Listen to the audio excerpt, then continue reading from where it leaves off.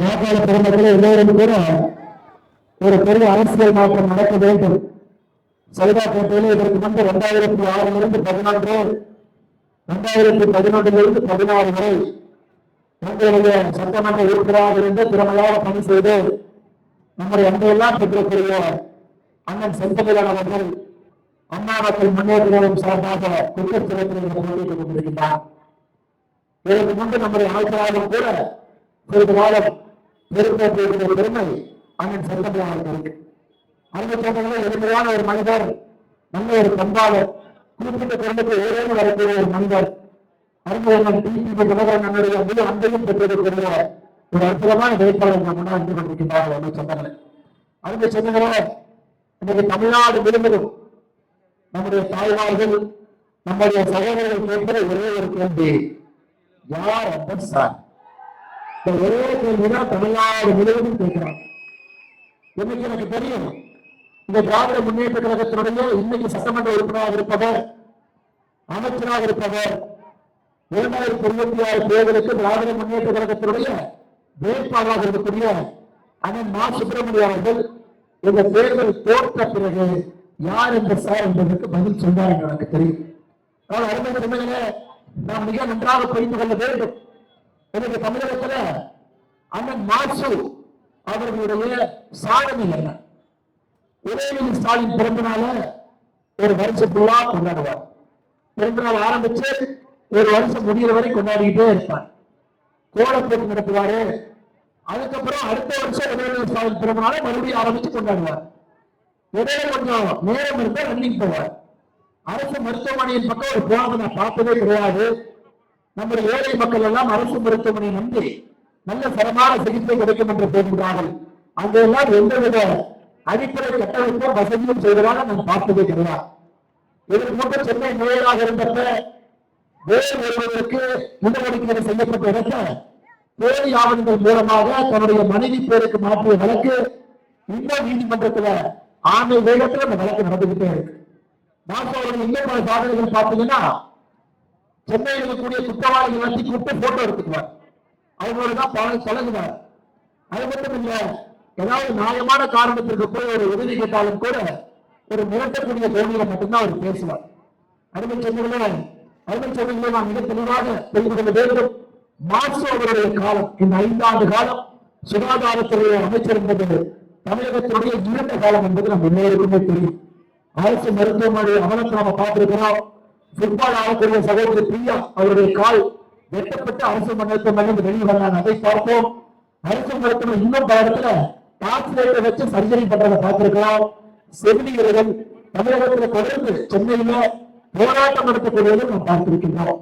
ஆனால் இந்த முறை சைதாப்பேட்டையில நமக்கு மா. சுப்பிரமணியம் அவர்கள் வேண்டாம் என்கின்ற ஒற்றை கருத்துல நாம் எல்லோருமே சேர்ந்திருக்கின்றோம். அருமை சொந்தங்கள், மாற்று வேண்டாம் என்று சொல்வதற்கு முன்பே நம்முடைய தாய்மார்கள் முடிவு செய்திருந்தார்கள். நமக்கு திராவிட முன்னேற்ற கழகம் வேண்டாம் என்பதில் நாம் மிக தெளிவாக இருக்கின்றோம். 5 ஆண்டு காலம் திமுகவுடைய ஆட்சி என்பது தமிழகத்தினுடைய சரித்திரத்துல நீங்க சரித்திரத்தை பதிவு செஞ்சீங்கன்னா அந்த புத்தகத்தினுடைய பக்கங்களே கருப்பு பக்கங்களாக விட வேண்டிய கட்டாயம் நமக்கு இருக்கு. பெண்களுக்கு எதிரான பாலியல் வன்கொடுமை தமிழகத்தினுடைய அரசியல் சரித்திரத்துல 8008 படுகொலைகள் நாம் பார்த்தது கிடையாது. 2080 கற்பனை புலங்கள் பார்த்தது கிடையாது. 18 வயசுக்கு இருக்கக்கூடிய குழந்தைகள் போக்சோ வழக்கு 39,900 வழக்கு பார்த்திருக்கிறார். அந்த அளவுக்கு மோசமான ஒரு சட்டம் இருந்த முதலமைச்சர் அவர்கள் 5 ஆண்டு காலமாக நிர்வாகித்துக் கொண்டிருந்தார்.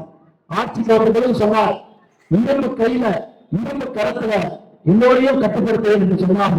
ஆனா அவருடைய போகாத காலம் துருப்பிடித்த கையை வைத்துக் கொண்டு 5 ஆண்டு காலம் தமிழகத்தினுடைய முதலமைச்சராக தன்னுடைய வாழ்க்கையை ஓட்டுவிட்டார். அருமை சொன்னதை இன்னைக்கு நாம் மிக தெளிவாக இருக்க வேண்டும். நேற்று இரவு மனச்சநிலையில் பேசியிருக்க வந்தேன். திராவிட முன்னேற்ற கழகத்தினுடைய சட்டமன்ற உறுப்பினர் கதிரவன் அங்கே போட்டியிட்டுக் கொண்டிருக்கின்றார். நமக்கு தெரியும் 250 பேர் கிட்ட நாமக்கல் பகுதியில கிட்னியை திருடி அதன் மூலமாக தமிழகத்தில் ஒரு கிட்னி ராக்கெட் ஒரு திமுகவுடைய எம்எல்ஏ அதற்கு உடந்தையாக இருந்தது மா. சுப்பிரமணியம் என்பது எல்லோருக்குமே தெரியும்.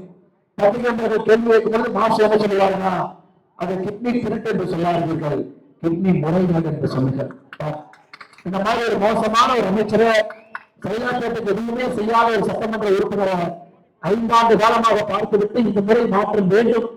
குக்கர் சின்னம் இங்கே வெற்றி பெற வேண்டும். மாற்றத்திற்கான சின்னமா இங்கே குக்கர் இருக்கணும்.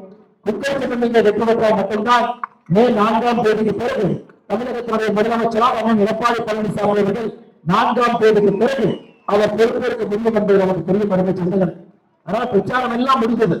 அண்ணன் அவர்களும் கூட எல்லா பக்கமும் பிரச்சாரத்தை முடிச்சுட்டாரு. எல்லா மக்களையும் பார்த்துட்டார். நாளை கடைசி நாள் பிரச்சாரம் சாயந்தரம் 5 மணிக்கு முடியுது. டிவிஷன் அளவுல நம்முடைய கூட்டணி கட்சி நண்பர்கள் மக்களை பார்க்க போறீங்க.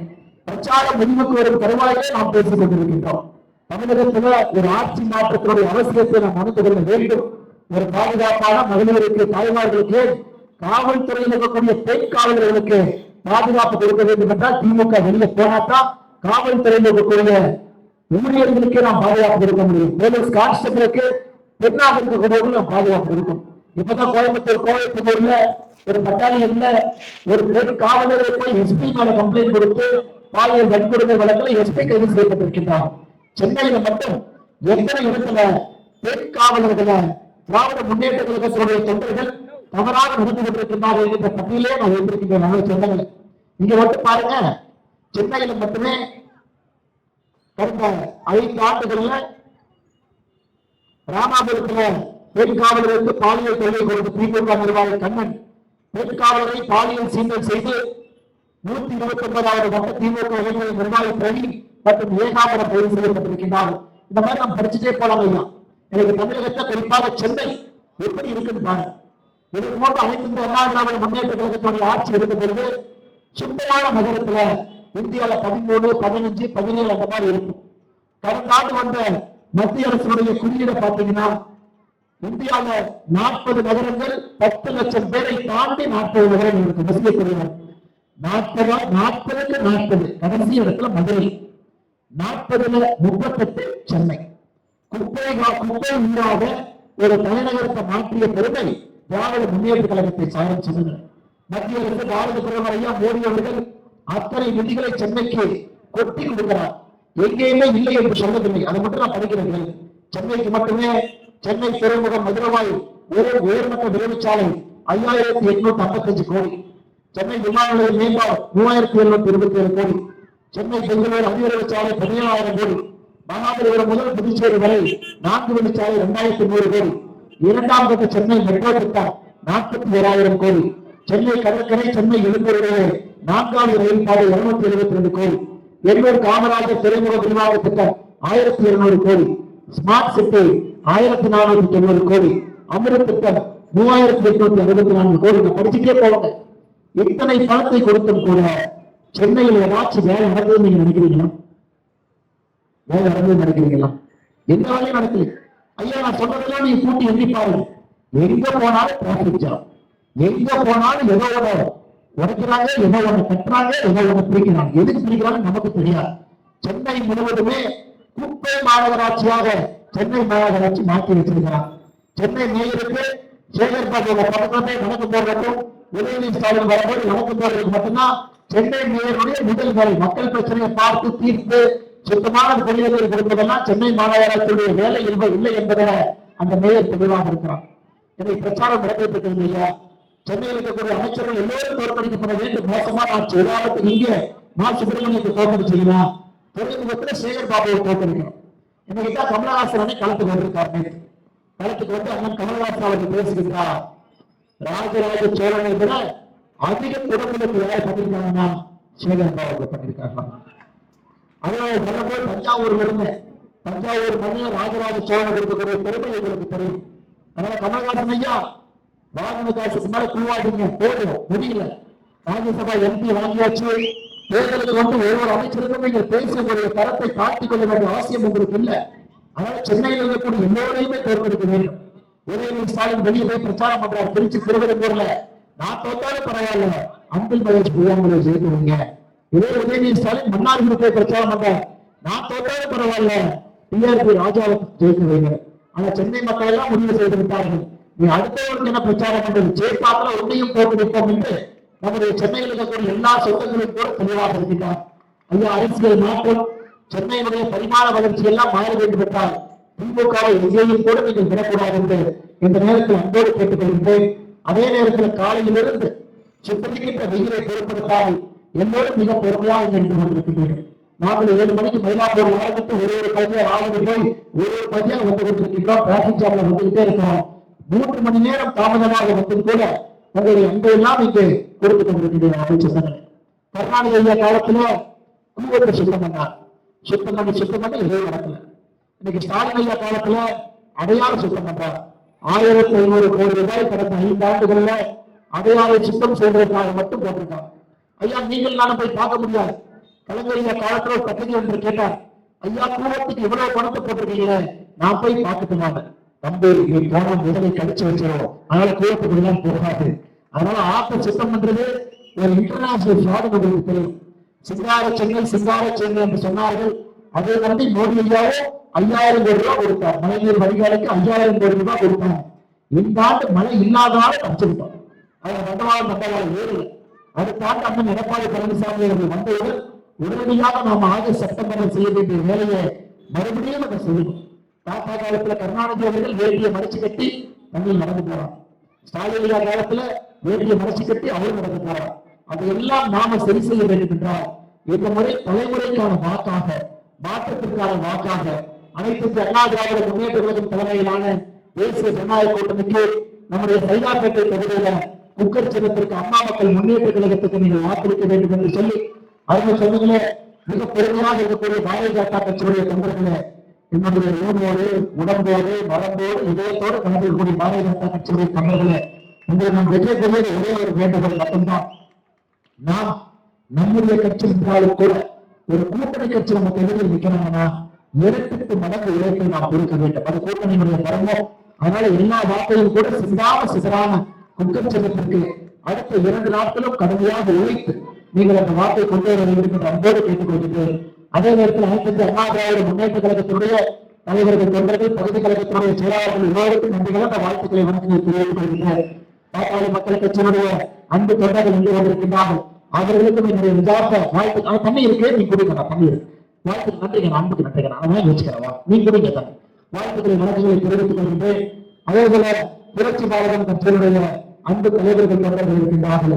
அவர்களுக்கும் என்னுடைய நெஞ்சார்ந்த வாழ்த்துக்களை வணக்கங்களை, தமிழ் மாநில காங்கிரஸ் தலைவர்களுக்கு தொண்டர்களுக்கு என்னுடைய வாழ்த்துக்களை வணக்கங்களை தெரிவித்துக் கொண்டு, தமிழக மக்கள் முன்னேற்ற கழகம் ஐயா ஏசிஎஸ் அவருடைய தலைவர்கள் தொண்டர்கள், ஐயா பாரதிய அவருடைய தலைவர்கள் தொண்டர்கள் எல்லோரும் என்னுடைய வாழ்த்துக்களை வணக்கங்களை தெரிவித்துக் கொண்டு, அதனை சொன்னதுல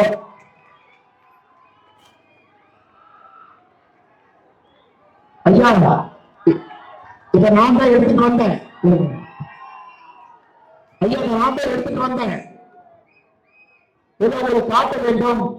இந்த ஞானசேகரனுடைய வீட்டுல போய் அண்ணா பல்கலைக்கழகத்துல இந்த பாலியல் வன்கொடுமைக்கு ஆளான அந்த பாப்பா நானோட செல்வம் எப்படி இந்த ஞானசேகரன் முக்கிய குற்றவாளி அவர் வீட்டுல போய் பிரியாணி விரும்பி சாப்பிட்டார் மாசு. ஐயா அவங்க ரொம்ப நாள் தப்பிக்க முடியாது. ஆட்சி மாற்றம் நடந்தவுடன் யார் அந்த சார் சைதாப்பேட்டையா? அந்த சாரு சைதாப்பேட்டைக்கு வெளியான மே 4க்கு பிறகு தெரிந்துவிடும். ஆனால் சைதாப்பேட்டையினுடைய வாக்காளர் சொன்னங்களே மறந்து மறந்துவிடாதீர்கள். சுப்பிரமணியன் அவர்கள் சைதாப்பேட்டையில திராவிட முன்னேற்ற கழகத்துல தோற்கடிக்கப்பட வேண்டும் என்கின்ற ஒற்றை கருத்துல நாம் எல்லோரும் தெளிவாக இருக்க வேண்டும். அண்ணன் செந்தமிழர் அவர்கள் குக்கர் சின்னத்துல அண்ணா மக்கள் முன்னேற்ற கழகம் சார்பாக, தேசிய ஜனநாயக கூட்டணி சார்பாக வெற்றி பெற வேண்டும் என்பதிலும் நாம் நல்ல தெளிவாக இருக்க வேண்டும். ஆனால் எல்லா நம்முடைய கூட்டணி கட்சியினுடைய தலைவர்கள் தொண்டர்களுக்கு இன்னும் நாங்கள் 4 இடத்துக்கு போகிறோம். அங்கேயும் செல்லங்கள் நின்று கொண்டிருக்கின்றார்கள். ஆனால் உங்களுடைய அன்பையெல்லாம் பெற்றுக்கொண்டு வாக்கை சரியான முறையில நீங்கள் மட்டுமல்ல, சொந்தக்காரங்க, உறவினர்கள் எல்லோருக்கும் தொலைபேசி மூலமாக நீங்க பேசி அடுத்த 2 நாட்கள் நீங்களும் கடுமையாக பணி செய்து எல்லா வாக்கையும் குற்றச்செயலத்தில் கொண்டு வந்து எப்படி 10 ஆண்டு காலம் நம்முடைய வெற்றிகரமான சட்டமன்ற உறுப்பினராக 2006 16 வரை இங்கே உங்களுக்கு பணி செய்தார்களோ மறுபடியும் 5ஆம் காலத்தை அண்ணன் செந்தமிழ் அவர்களுக்கு நீங்கள் கொடுக்க வேண்டும் என்று சொல்லி நம்முடைய பாரதிய ஜனதா கட்சியினுடைய இந்த பகுதியினுடைய அக்காவிற்கு கவுன்சிலராக இருக்கக்கூடிய உமா ஆனந்தன் அக்கா அவர்கள் வாழ்ந்திருக்கின்றார்கள். அவர்களுக்கும் நம்முடைய நெஞ்சார்ந்த வாழ்த்துக்களை வணக்கங்களை தெரிவித்துக் கொண்டு மிக கடுமையாக இந்த பகுதியில் நம்முடைய முன்னாள் மாவட்ட தலைவர் அரங்கியர்கள் மிக கடுமையாக உயர்த்திக் கொண்டிருக்கின்றார்கள். அவருக்கும் நம்முடைய வாழ்த்துக்களை வணக்கங்களை தெரிவித்துக் கொண்டு எல்லா தொண்டர்களுக்கும் பாரதிய ஜனதா கட்சியுடைய தலைவர்கள் தொண்டர்களுக்கு அடுத்த 2 நாட்கள் கடுமையாக நீங்கள் வேலை செய்ய வேண்டும் என்று சொல்லி என்னுடைய உரையை முடித்துக் கொள்கின்றேன். நன்றி, வணக்கம். பாரத் மாதா கி ஜெய். வாக்களிப்பீர். நமது சின்னம் பிரஷர் குக்கர்.